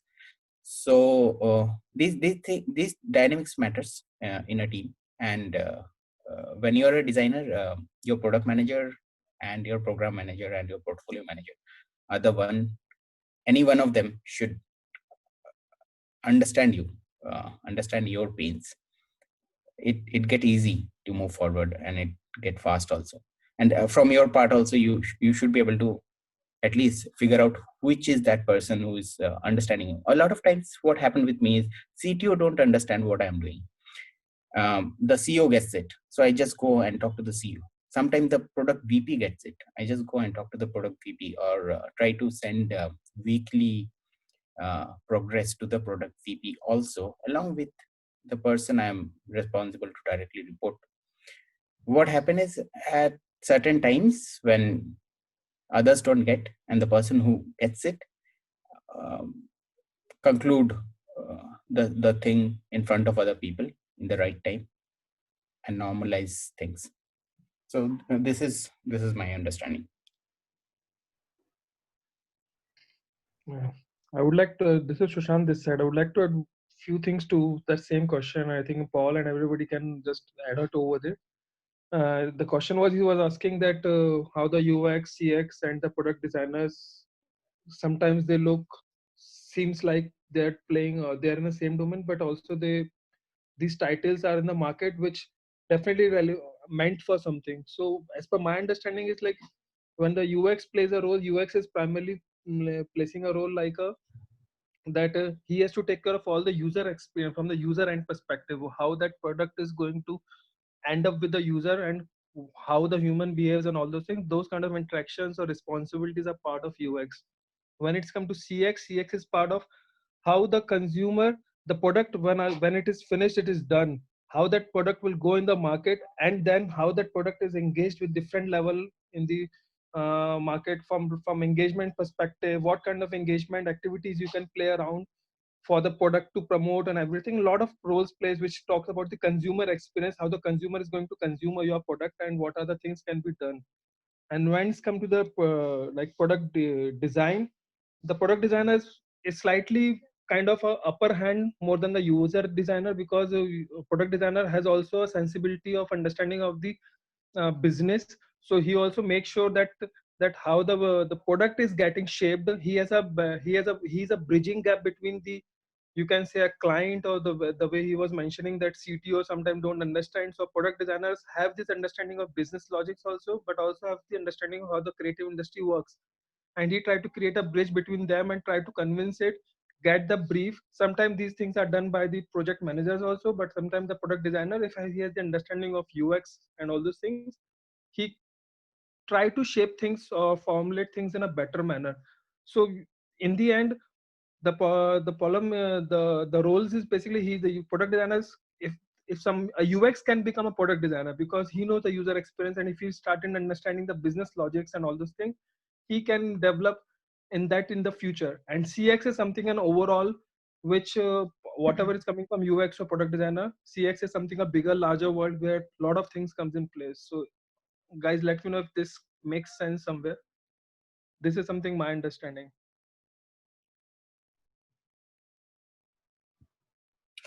Yes, yes.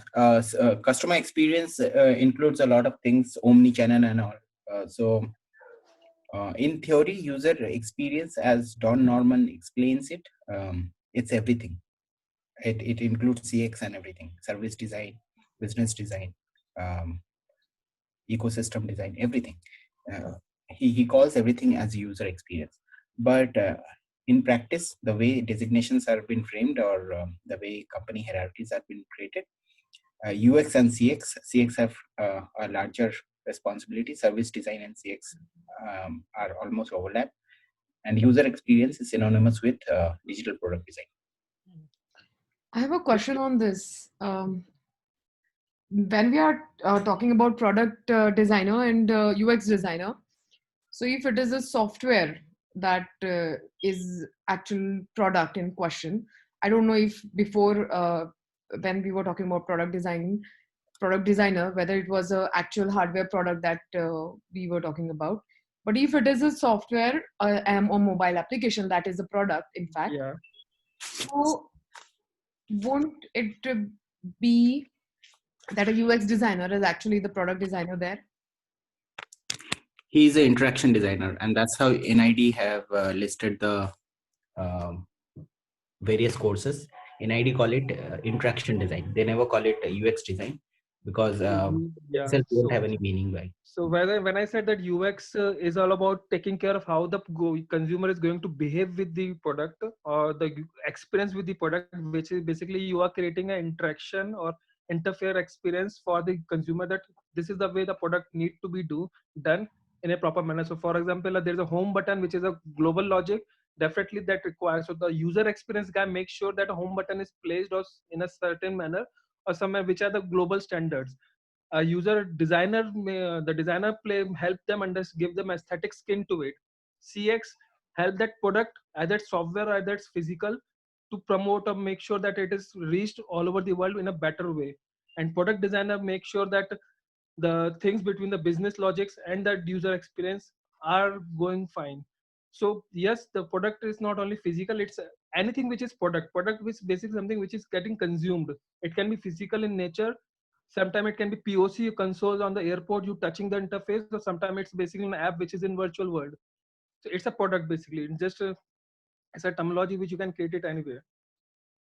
So the person who is actually taking care of the user experience, like you said, interaction part, yeah, deciding the scheme and the whole basically doing the decision making of what all components should go in the product, and also taking care of the business logistics part, then actually is the product designer.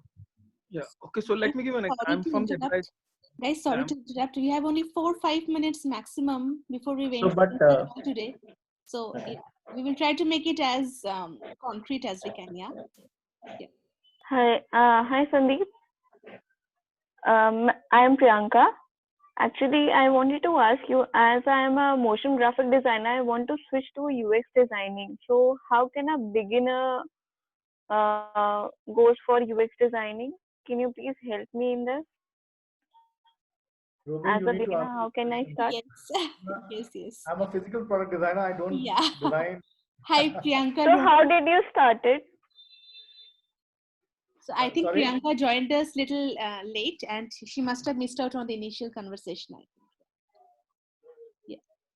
So Priyanka, Paul is a product designer and his industry. Yes, I know. But he must know how he has started. So just wanted to know as a beginner.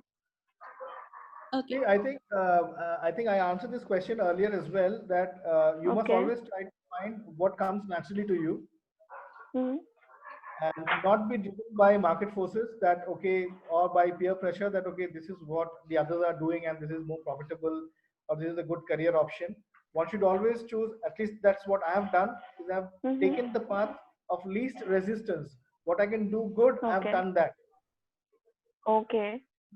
So, but actually, I have a curiosity towards UX designing. That's why I've asked you. Sure. Maybe you have knowledge about that. That's the Priyanka only also, reason. For me, yeah. I've So never what differentiated. As I said, I'm not a specialist, I'm a generalist. So for me, Okay. an aspect of design is part of the entire design process. And probably since I'm a consultant, I have the freedom to exercise all the aspects because I'm not defined to any specific department or a function. So I normally have all the 360 look at any product development. Okay. Absolutely, yeah.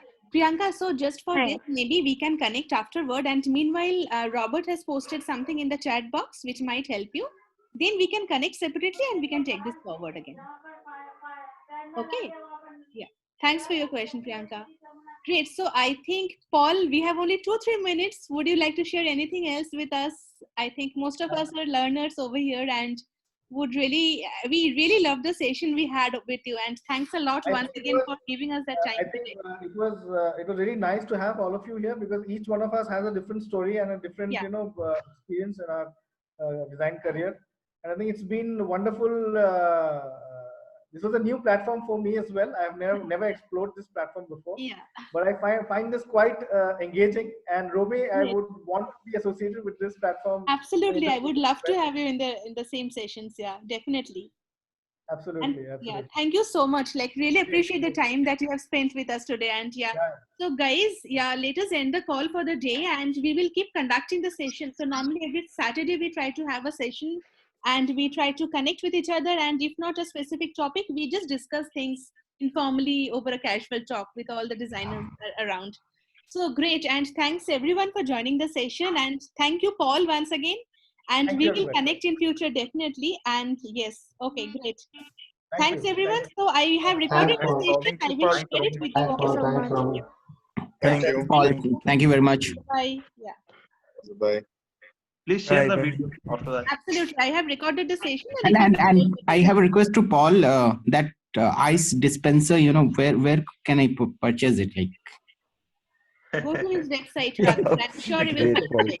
It's weekend after all, It's nice. It's really nice. Now he has left the call. So let's find our own ways out and share it in the groups. Okay. Sure, definitely. So for others, we have a WhatsApp group and we have a Facebook group also. I will share all the links after the call. And I will share the recorded version also for your reference. You can share it with your colleagues, friends, and others who can be benefited out of this kind of discussions. And in future, we will try to get more experts from the industry, and we will try to have the sessions in future also. Okay. Yeah. Thank you, Romi. Great. Thank you, everyone. Thank you, Paul. Goodbye, everyone. Thank you. Bye.